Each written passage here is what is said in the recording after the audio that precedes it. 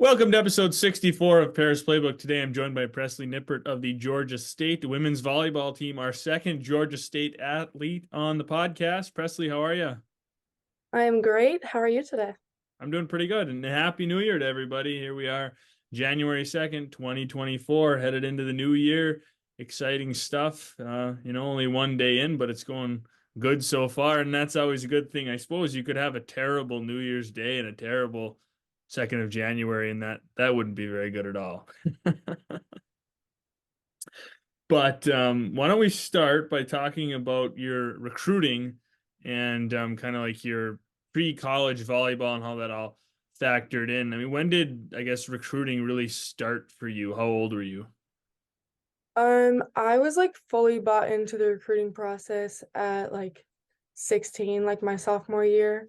That's when I really started collecting film, sending emails, all that. But yeah, it was a slow start, but you get those coaches who kind of entertain you for a little bit and then you find out, okay, that's definitely not the one. But then you have some that keep you around for a little while.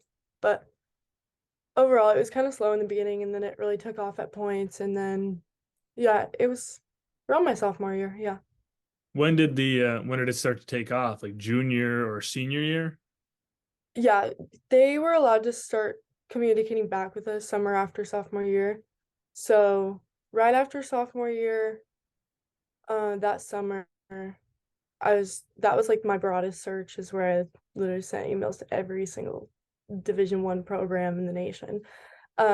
So, uh, junior junior high school season and club season was like the main one where getting the most talks around then, yeah. And when did Georgia State kind of enter the picture? Were they there early on or did they enter later?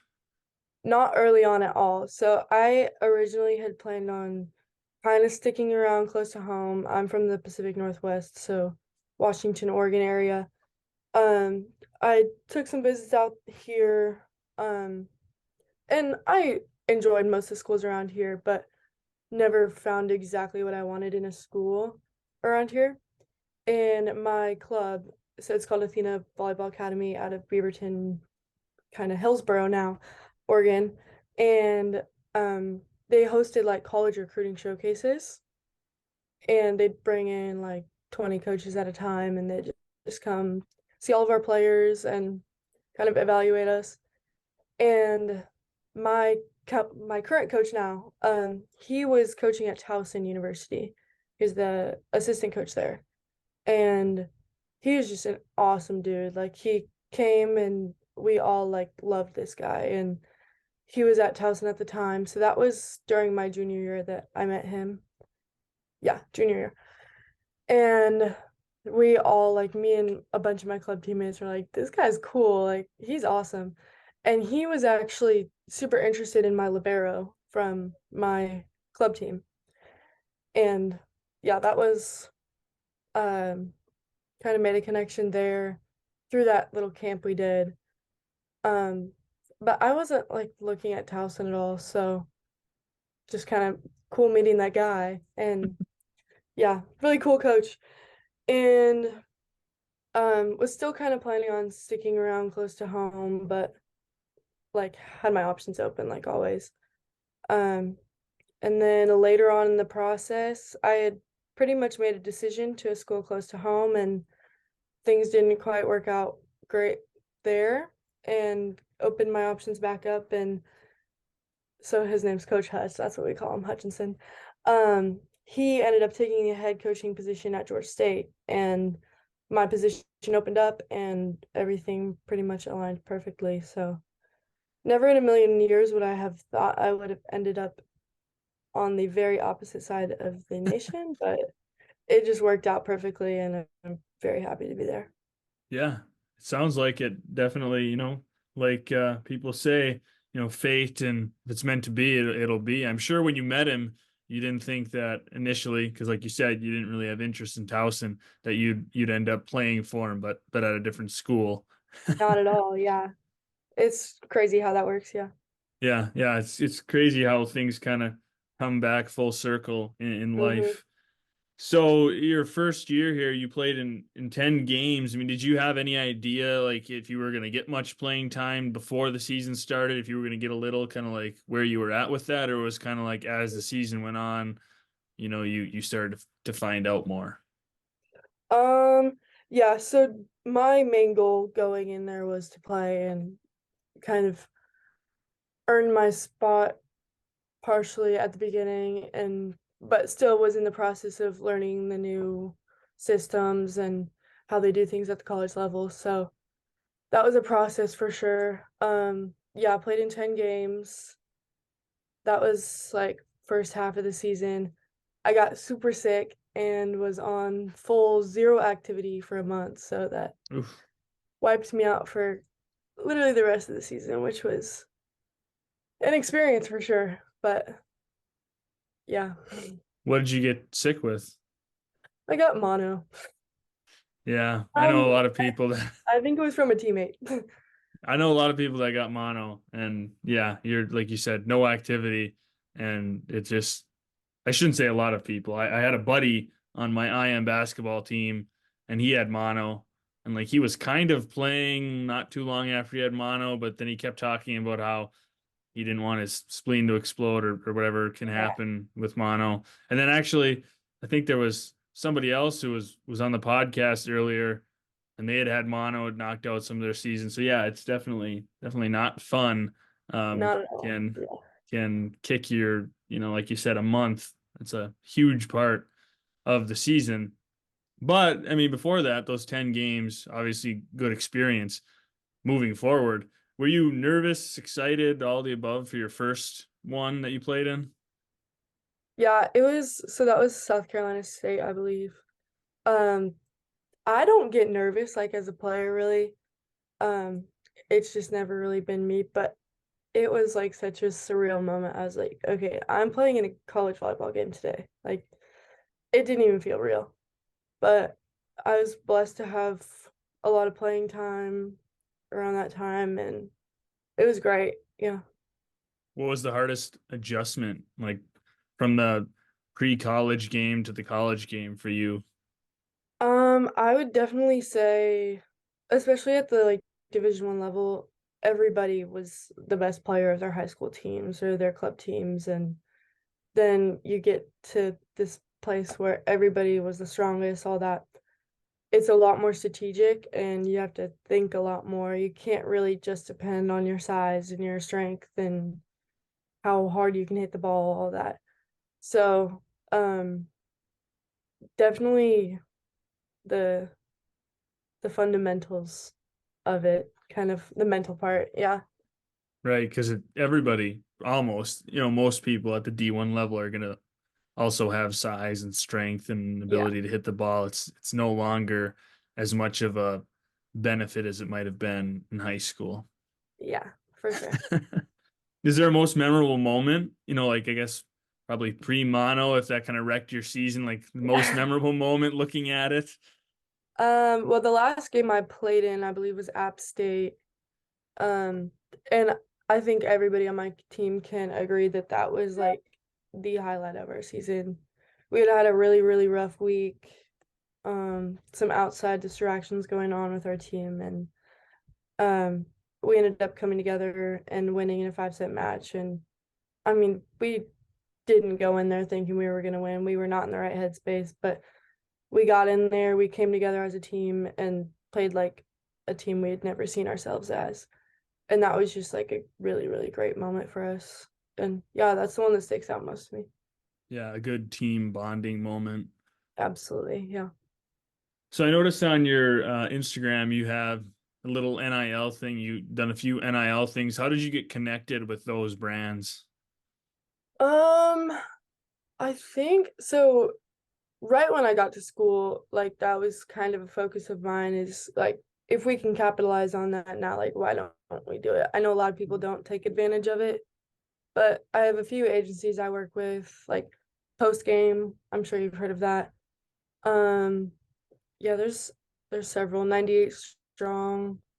Just a bunch of like little agencies that help connect you with brands that they work with directly, and it's easier to get payment and all that. And they kind of manage everything and guide you through it, which is great. I've had a couple of deals on Instagram, some little ones on TikTok, and have some more in the works. So definitely a great opportunity. It is, yeah. A lot of people have mixed feelings about NIL and even some Yeah, athletes, but I mean, there are definitely a lot of good opportunities to, be able to make some money. And most college athletes can't hold a job and play a college sport at the same time. It's just yeah, too time consuming with school and everything else. So it's nice to be able to earn some money. You're playing this sport at a high level you've worked so hard to get to. You might as well be able to use your platform yeah, and make a little extra ching on the side. absolutely. So what's your favorite part of Atlanta? Just like the city? The city has like everything you could ever imagine to offer. And I did want to go to school in a big city, regardless of where I was at. Um, so what have I done? My favorite things I've done. Probably my birthday. We went to a Atlanta Falcons game and then we went shopping and then we went out to dinner, all within like 2 miles of where I stay. So just like so many things literally within walking distance is like something you don't really find in most college towns and all that. So you Yeah. can't really get bored there. It's pretty cool. Is there pretty good shopping in Atlanta? Oh yeah. And I have a big shopping problem, so it doesn't help me much, but I do love it. Yeah. Yeah, right. Yeah, it's one of those kind of guilty pleasures, yeah. Absolutely. Yeah. So I can see them, but some of them behind you, but your bio on Georgia State says that you have a shoe collection. How many shoes do you have? Do you know the number? Do you like have a good guess at how many shoes you I have? counted before. I have counted. It's over 100, but I don't remember what the number is. I just I haven't bought any shoes in a while, but I I love shoes. Yes. Do you wear My them favorite all? one. Uh, not all of them. No. Some of them are My just nice to look at, or Yeah, my favorites are at school right now, so I just have some laying around here that I've been wearing, but because I'm still at home for breaks. So yeah. yeah. That's funny. It's, I mean, I know watching there's like those different stories on Instagram, like Millionaire Mansions or like Daniel Oh, Mack and some of those people, and they'll get a tour of somebody's house, and people just have these massive, massive shoe collections. closets. I Yeah, know. just all shoes. And it's kind of mind-boggling to me because, like, I don't know, I probably have like 10 pairs of shoes, and that's good for me. I got a couple for each type of weather and season, and like I'm Yeah, set. that's how I am at school though. I've got about 10 pairs there and I beat them up, but yeah, I love them. Yeah. Yeah. Yeah. Well, hey, everybody's got to have a hobby or collection. So shoes is your Yeah. thing, then there you go. Yep. It also mentioned that you like traveling. So where's your favorite place you've ever traveled? I haven't gone anywhere like crazy interesting, like out of the country, but I mean, I've been out of the country, but just the hot spots. We've been to Hawaii a bunch. We just got back about 2 weeks ago. Went to Maui, brought my best friend. It was so much fun. That's probably my favorite destination, is Hawaii. Would you keep going back? Like even though you've already been there a Oh, bunch, yeah, would you yeah? definitely. Yeah, it's not too bad of a flight from Washington. That's where I live, and pretty close.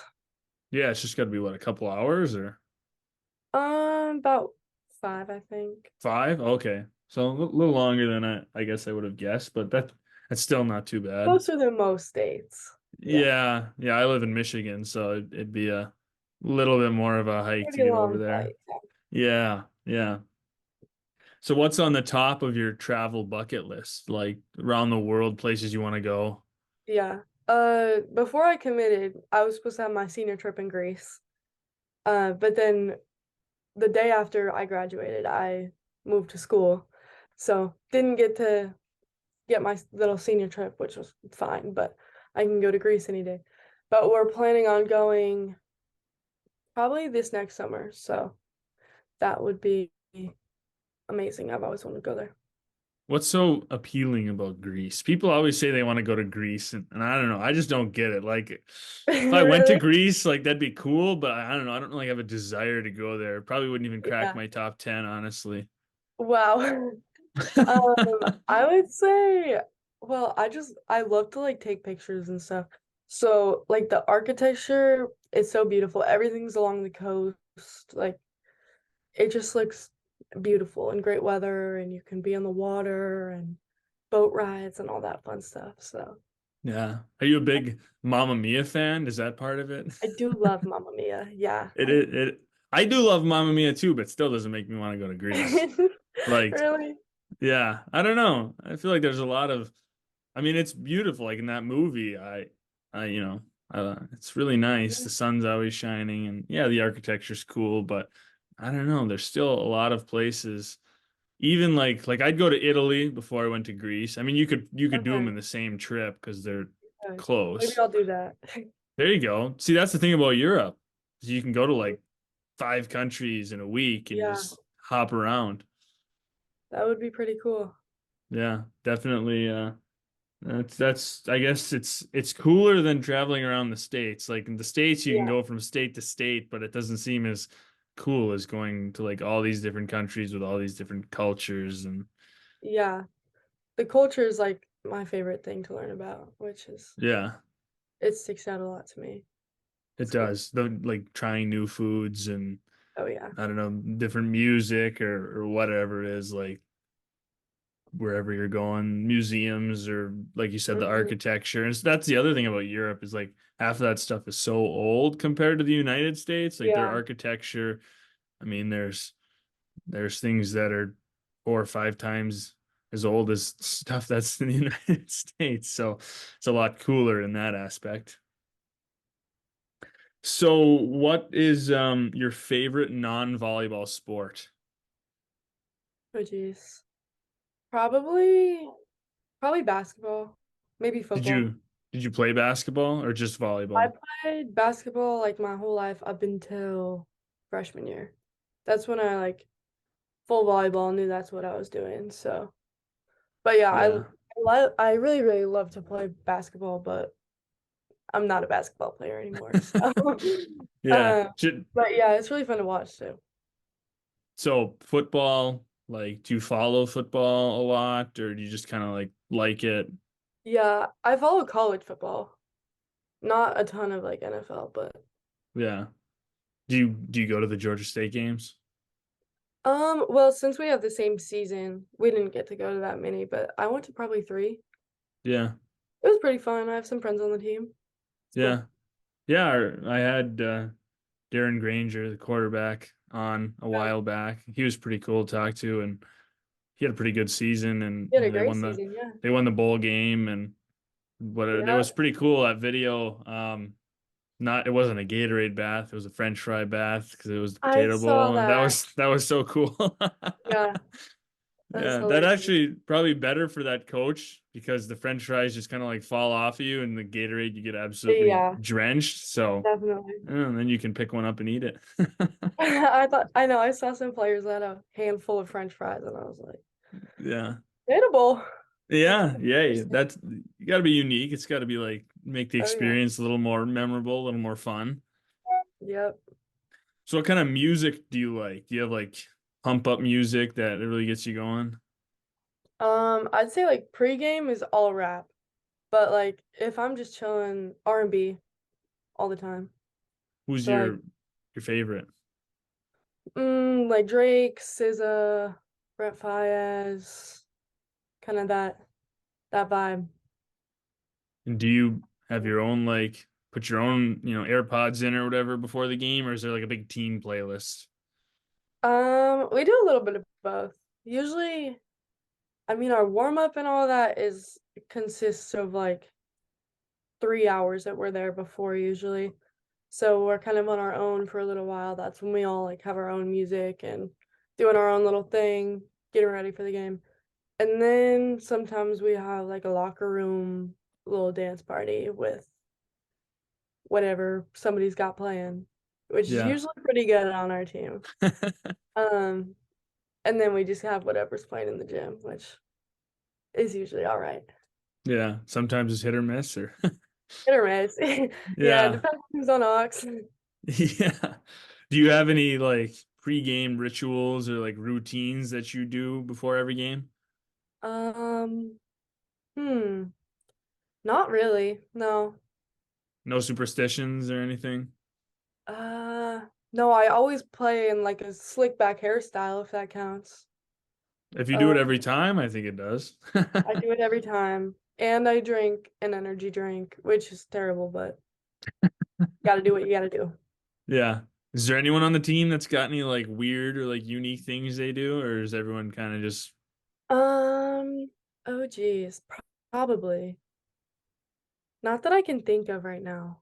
nothing crazy? I know some people, different sports, they have this like super kind of bizarre things they have to do or Yeah. they feel like they're gonna jinx themselves. I know like Wisconsin, Wisconsin or Nebraska, I think it is. One of them has like their whole team has like a big old superstition, which is interesting. Yeah. Maybe it's because they've won so much now they're afraid if they stop Yeah. doing whatever they're doing that they'll start losing. So they just True. have to keep doing it, even I if think it's it's, weird. do you know who Harper Murray is? I do She's not. she's a freshman at Nebraska. She was like number one recruit in our class. She said she like wears the same pair of socks for the next game if they've won a game. Like doesn't wash them or anything. So like And if I was they like, win 10 in a row, she's got that same pair of socks on I from don't 1 know to if it's the 10. same pair or if it's just like rewears them one time, but I don't Either know. way, that's got to be pretty nasty. Like I don't I know. I haven't played a lot of volleyball in my life, but playing other sports where you're running around and like moving around, feet sweat a lot and oh then get yeah, really stinky. yeah. But if it That works, it works, and hey, they were national runners up, so it must be working sometimes. yeah, exactly. Yeah. Hey, do you, whatever it takes. Do you? I agree. All right. Well, Presley, thanks for coming on the podcast and Thanks for talking having me. some volleyball and some other stuff. Hopefully, next season you don't have any big interruptions and you can That's the plan. Yep. play right through it. So, yeah, thanks for coming on. Had a good time. Thank you so much for having me.